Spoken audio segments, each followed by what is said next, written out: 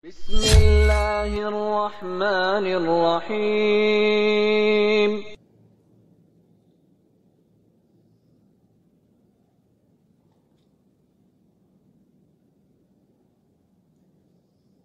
Bismillahirrahmanirrahim. Assalamualaikum warahmatullahi wabarakatuh. Alhamdulillahi rabbil alamin. Wassalatu wassalam ala nabiyyina Muhammadin wa ala alihi wa ashabihi wa man tabi'ahum bi ihsanin ila yaumiddin, amma ba'du. Anak-anak sekalian, murid-murid Pak Alim yang Bapak cintai karena Allah, Pak Alim berharap semoga kalian selalu dalam lindungan Allah Subhanahu wa ta'ala. Baik, kita lanjutkan kembali pembelajaran kita. Pelajaran kita hari ini adalah akidah akhlak. Kita masuk pelajaran yang pertama, yaitu bab beriman kepada kitab Allah. Sebelumnya, Pak Ali mau tanya nih, berapakah jumlah rukun iman?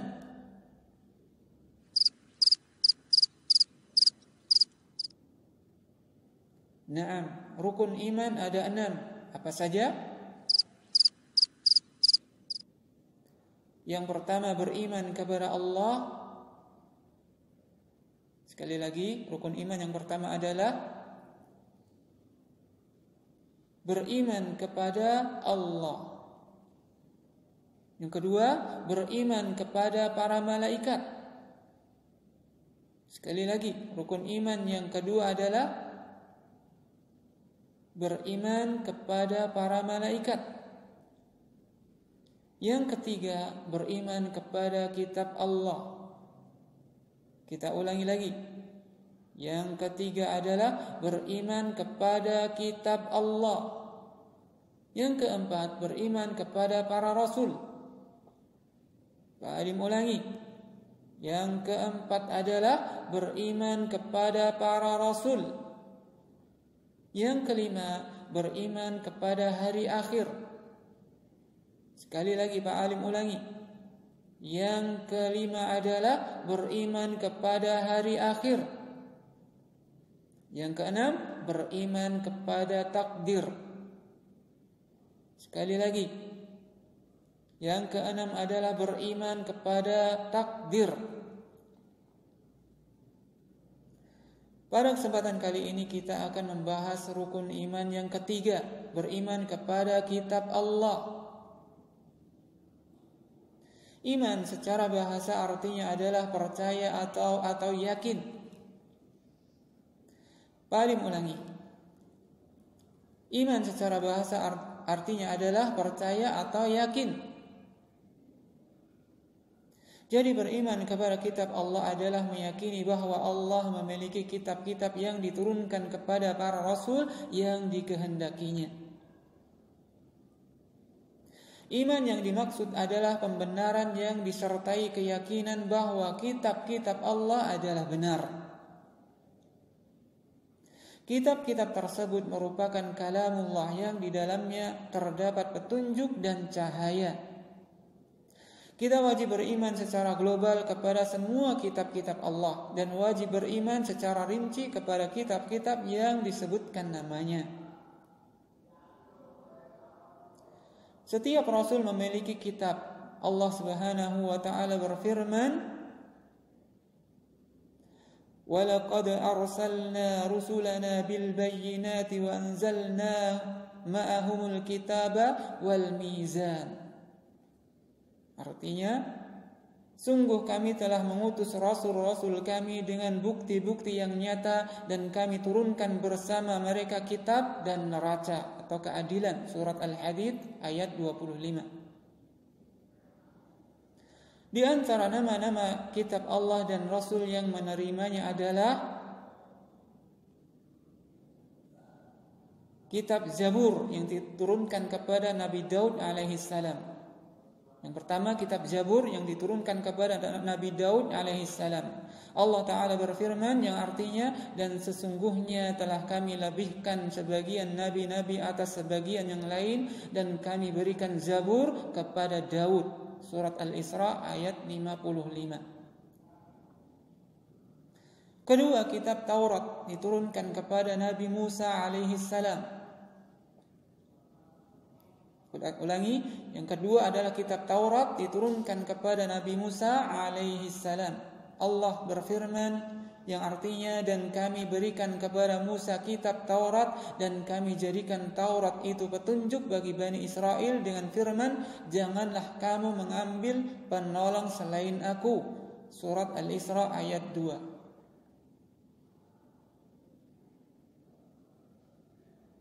Allah Ta'ala berfirman yang artinya, sesungguhnya kami telah menurunkan kitab Taurat dan di dalamnya ada petunjuk dan cahaya yang menerangi. Surat Al-Maidah ayat 44. Yang ketiga, kitab Injil diturunkan kepada Nabi Isa alaihi salam. Kita ulangi, kitab Injil yang diturunkan kepada Nabi Isa alaihi salam. Allah berfirman yang artinya, dan kami iringkan jejak mereka nabi-nabi Bani Israel dengan Isa putra Maryam membenarkan kitab sebelum, yaitu Taurat.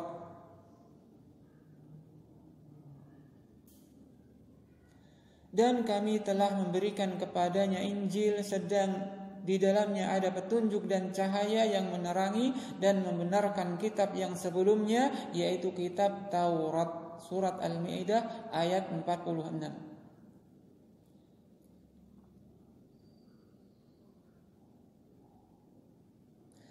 Keempat, kitab Al-Quran diturunkan kepada Nabi Muhammad sallallahu alaihi wasallam.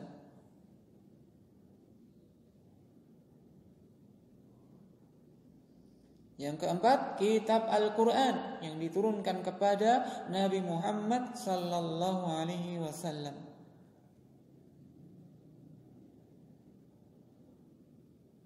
Allah menurunkan kitab suci yang sempurna, yaitu Al-Quran, yang diturunkan kepada Nabi Muhammad merupakan kitab yang terjaga keasliannya. Allah Ta'ala berfirman, inna nahnu nazzalna dzikra wa inna lahu lahafizun. Artinya, sesungguhnya kamilah yang menurunkan Al-Quran dan pasti kami pula yang memeliharanya. Surat Al-Hijr ayat 9. Kitab-kitab terdahulu semuanya telah dihapus dengan diturunkannya Al-Quran yang telah Allah jamin keasliannya. Maka kewajiban kaum mukminin meyakini bahwa Taurat dan Injil yang ada sekarang ini bukanlah kitab yang Allah turunkan kepada rasul-rasulnya. Kenapa? Karena di dalamnya banyak terdapat perubahan dan penyimpangan. Maka kita tidak membenarkannya sama sekali kecuali apa yang telah dibenarkan oleh Al-Quran dan hadis. Iman kepada kitab Allah mencakup 4 perkara. Di antaranya adalah, pertama, mengimani bahwa kitab-kitab Allah benar-benar turun dari sisi Allah. Yang kedua, mengimani kitab-kitab yang telah kita ketahui namanya, sedangkan yang tidak kita ketahui namanya kita imani secara global. Yang ketiga, membenarkan seluruh berita yang ada di dalamnya karena semua beritanya dijamin pasti benar. Keempat, mengamalkan hukum-hukumnya serta ridha dan tunduk menerimanya. Demikian pelajaran yang bisa Pak Alim sampaikan pada kesempatan kali ini. Semoga bermanfaat dan bisa diambil manfaat dan faedahnya. Tidak lupa Pak Alim ingatkan kembali, tetaplah semangat belajar dan selalu murojaah kembali pelajaran yang sudah kita pelajari. Semoga Allah mudahkan kalian dalam menuntut ilmu, dalam rangka meraih harapan dan cita-cita. Wassallallahu ala nabiyyina Muhammad wa ala alihi wa sahbihi ajma'in. Subhanaka Allahumma wa bihamdika asyhadu an la ilaha illa anta astaghfiruka wa atubu ilaik. Assalamualaikum warahmatullahi wabarakatuh.